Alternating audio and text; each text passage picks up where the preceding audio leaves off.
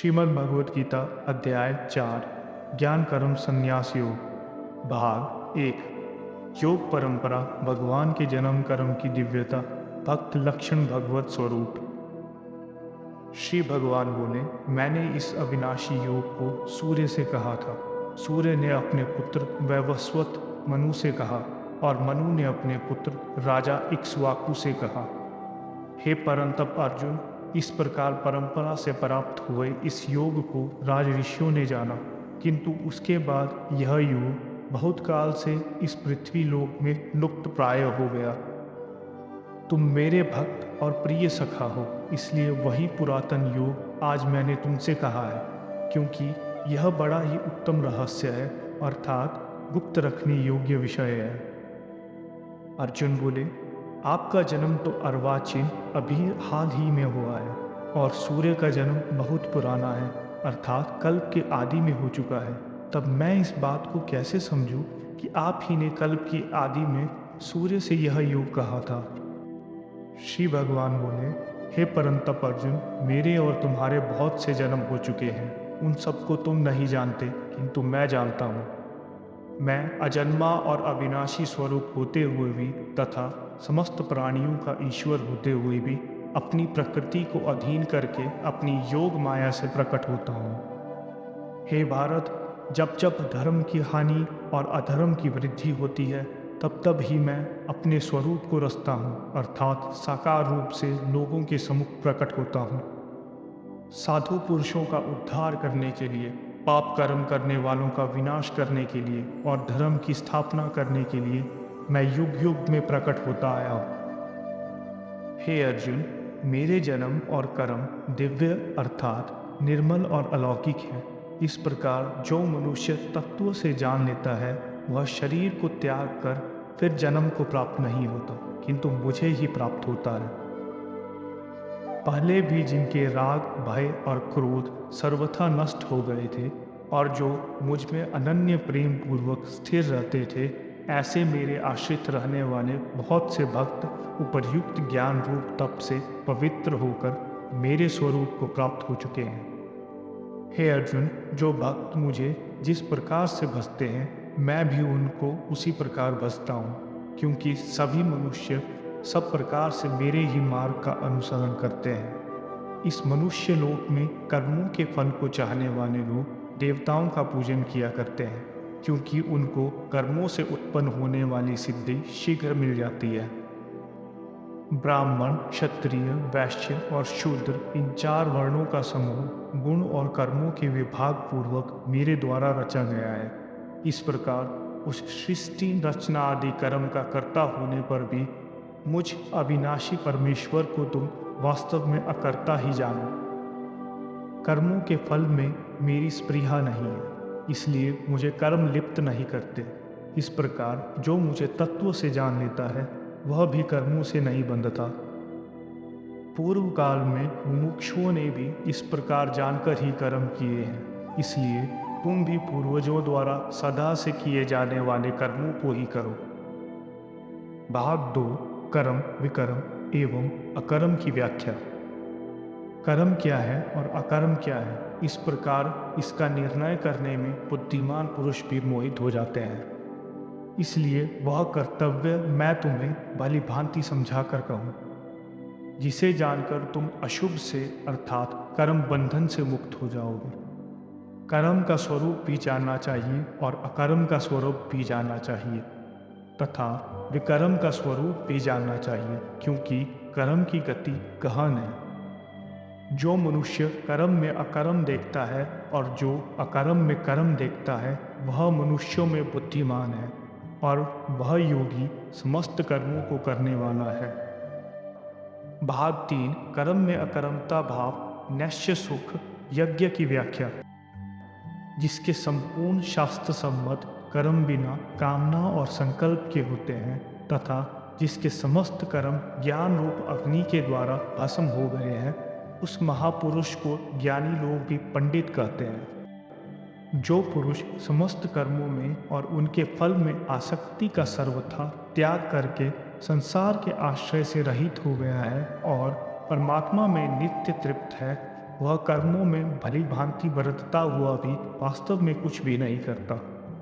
जिसका अंतःकरण और इंद्रियों के सहित शरीर जीता हुआ है और जिसने समस्त भोगों की सामग्री का परित्याग कर दिया है, ऐसा आशा रहित पुरुष केवल शरीर संबंधी कर्म करता हुआ भी पापों को नहीं प्राप्त होता।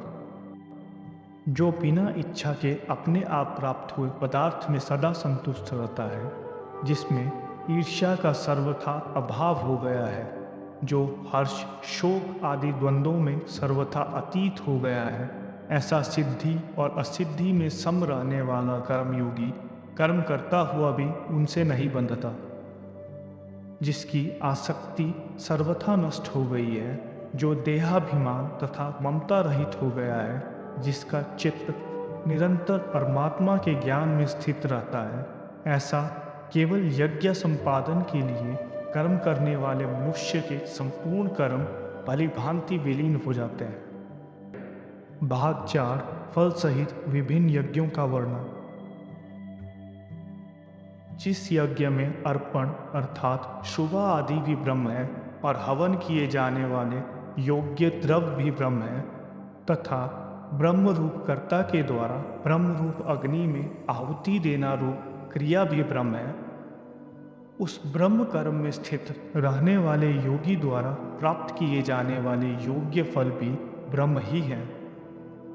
दूसरे योगी जन देवताओं के पूजन रूप पर ब्रह्म परमात्मा रूप अग्नि में अभेद दर्शन रूप यज्ञ के द्वारा ही आत्म रूप यज्ञ का हवन किया करते हैं। अन्य योगी जन श्रोत्र आदि समस्त इंद्रियों को संयम रूप अग्नियों में हवन किया करते हैं, और दूसरे लोग शब्द आदि समस्त विषयों को इंद्रिय रूप अग्नियों में हवन किया करते हैं।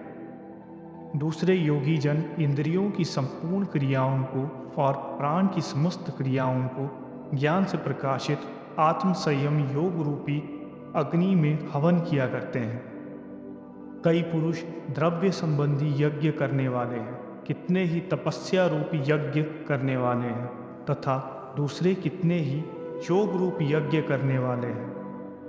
कितने ही अहिंसादि तीक्ष्ण व्रतों से युक्त यत्नशील पुरुष स्वाध्याय रूप ज्ञान यज्ञ करने वाले हैं। दूसरे कितने ही योगी जन अपान वायु में प्राण वायु को हवन करते हैं, वैसे ही अन्य योगी जन प्राण वायु में अपान वायु को हवन करते हैं। तथा अन्य कितने ही नियमित आहार करने वाले प्राणायाम परायण पुरुष प्राण और अपान की गति को रोककर प्राणों को प्राणों में ही हवन किया करते हैं। ये सभी साधक यज्ञों द्वारा पापों का नाश कर देने वाले और यज्ञों को जानने वाले हैं।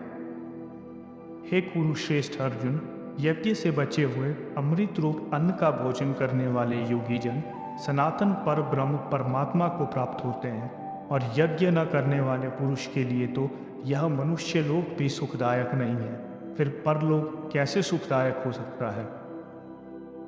इसी प्रकार और भी बहुत तरह के यज्ञ वेद की वाणी में विस्तार से कहे गए हैं। उन सबको तुम मन इंद्रिय और शरीर की क्रिया द्वारा संपन्न होने वाला मानो। इस प्रकार तत्व से जानकर उनके अनुष्ठान द्वारा तुम कर्म बंधन से सर्वथा मुक्त हो जाओगे। हे परम तप अर्जुन, द्रव्यमय यज्ञ की अपेक्षा ज्ञान यज्ञ अत्यंत श्रेष्ठ है, तथा यावन मात्र संपूर्ण कर्म ज्ञान से समाप्त हो जाते हैं। भाग 5 ज्ञान की महिमा तथा अर्जुन को कर्म करने की प्रेरणा।